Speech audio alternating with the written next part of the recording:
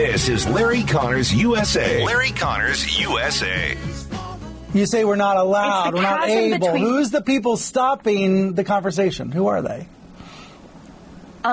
People that work at networks, frankly, like the one I'm speaking on right now, who try and claim that, you know, it was racist to investigate the lab leak theory. It was. But I mean, let's said just that take at an CNN. example. But I'm just saying that when you say allowed, I just think it's a provocative thing to say. You say we're not allowed to talk about these things, but they're all over the internet. I can Google them. I can find them everywhere. I've heard about every story you mentioned. Of course. So I'm just suggesting, of course, people are allowed to cover whatever they want to cover.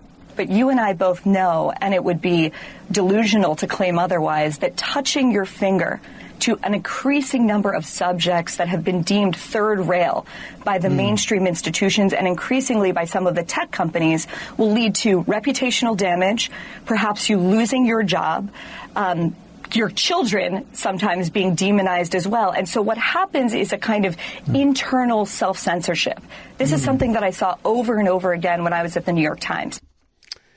That former New York Times editor and contributor, I should say, Barry Weiss, who appeared on CNN's Brian Stelter, the Media Watch, or whatever he calls his stupid program nowadays. I shouldn't give it that title. It's a question of supposedly to be a guru and a watchdog for the general audience, kind of like a media ombudsman that would look out for your interests. He never looks out for your interests, my friend.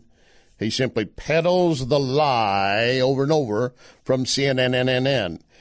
Just try to do a count of how many times he's gone after Chris Cuomo for not making stories about his brother Andrew when he was governor and all the deaths at the nursing homes. How many stories they do? See, that's another example of what Barry Weiss is pointing out in that interview. She's saying there is a third rail. You know that if you touch that, you could lose your job. So you stay away. And in fact, you end up creating a self-censorship, which we'll get into in more details in a moment. That happens with all of the mainstream media. There are, I want to believe that inside the midst of a lot of these operations, some good people who really care about this nation and where we're going. And they're doing their best to do their job and earn the paycheck, and at the same time not violate their personal tenets too deeply. Let's put it like this. Let's say you work for a stock brokerage firm, and your religious values would not have you support let's say just any company that does anything for defense, any kind of military spending, that basically you're church members and you're in a group of church members who have their own little stock market picked out, but they have some that they have cut out and said, we will not put money into these for what they stand for. And so you were part of that, but of course you were there working for a stock exchange or a company or advisor where they're pushing that stock in others. Or do you simply want to say, I won't present that, I won't work on it? And they say, well, there's the door. You understand that. Tobacco companies, we've been through that with tobacco companies, obviously. When it comes to your personal conscience and what you're willing to accept, are you willing to accept a place of work where you as a woman might be demeaned constantly, might be sexually harassed, but you need the job, that you kind of put up with it as long as you can, or until you reach a point where maybe you can get enough evidence to go after the boss and or the company? Or your man facing the same thing? People suddenly reach a breaking point. They put up with it, and finally they can't. Or their spouse or friends or others say, what are you doing? Just walk away from it. I just read in the last segment where a pilot admitted in some testimonial, he works for a U.S.-based airline. And we've been told that Southwest, he does not work for Southwest. He's not identified as working for Southwest Airline. I want to drive that point forward. But he does work for an American airline. an American airline, not the American Airlines, and simply said that after he got the vaccine, he began to have headaches, lost slight vision, went to see his doctor, and his doctor said, I think you had some microstrokes after the vaccine. Now, did the vaccine cause it? Not sure, but the timing is questionable. But he is not reporting it to his company. He's not reporting it to the FAA medical examiner. He's still flying and hopefully will not be involved in some incident that will send a plane to the ground.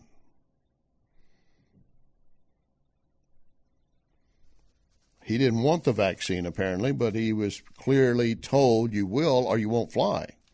So he did. He had that reaction, and now he's afraid that if I report the reaction, I still won't fly. I can't earn a living. When you get the state-controlled media like CNN always pushing just the one side and will not touch that third rail and say, this is a legitimate question, a legitimate concern, because they know it could reflect badly on them, they're going to keep their mouths shut. Barry Weiss had several examples. Just listen to this, please. When you have the chief reporter on the beat of COVID for the New York Times talking about how questioning or pursuing the question of the lab leak is racist, the world has gone mad. When you're not able to say out loud and in public that there are differences between men and women, the world has gone mad. When we're not allowed to acknowledge that rioting is rioting and it is bad, and that silence is not violence, but violence is violence, the world has gone mad. When we're not able to say that Hunter Biden's laptop is a story worth pursuing, the world has gone mad.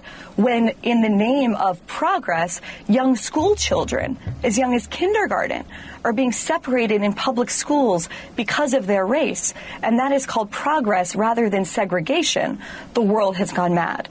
Those are some of her examples she gave in that interview on CNN when she said the world has gone mad. And she's right on every one of those cases. When you go accept the idea that if we separate the children by race, we're doing it to help the minority race. The whole idea was to bring everybody together. And like she said, because you happen to be one of the reporting agents, media sources, and you're told you must report this story only this way, ignoring the facts. When you start ignoring the facts, you have a bias for the story. Let me tell you, through the decades as a news anchor reporter, every time I did any story on abortion, pro or con, reaction came in. And of course, there are times where you're going to cover a pro-life event. You're covering the pro-life event, the pro-life march or whatever.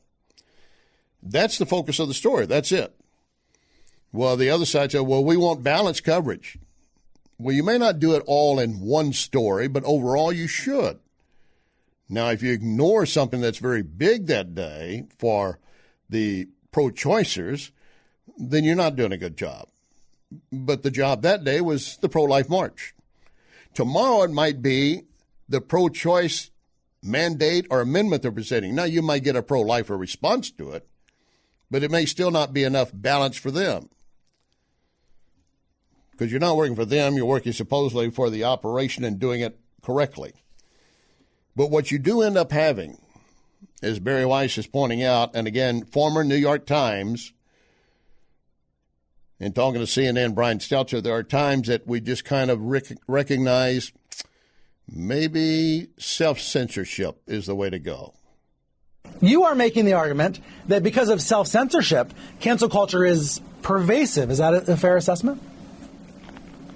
Yeah, I would say it's extraordinarily pervasive. And what I'm saying and what I find so interesting is that you don't need a strong man and you don't need an edict from the top in order for this to be felt in a very, very, very pervasive way. All you need is a few of these very potent examples, and then what you need is cowardice at the top of a lot of these organizations. You need people who are unwilling to say no to the small minority of ideological zealots who believe in this, who want to negotiate with it for whatever reason. In other words, the cowards at the top. And you heard her say, when you get the flavor and the tone of what's the direction, which way the wind is blowing, you know, perfect example. Remember the Veritas tapes of the CNN daily meetings when the head of CNN is sitting in and telling them, well, we're going to do this, do that. He said, the Hunter Biden thing, we're not going to mess with it. And so no reporter said, well, I think we should cover the Hunter Biden tapes. No. Self-censorship is self-preservation. Now we'll take a break. When we come back. How AOC, Alexandria Ocasio-Cortez, is suicide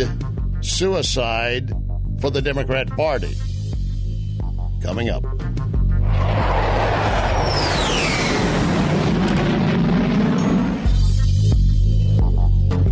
You can follow Larry on Larry Connors USA Facebook. Larry Connors USA Facebook.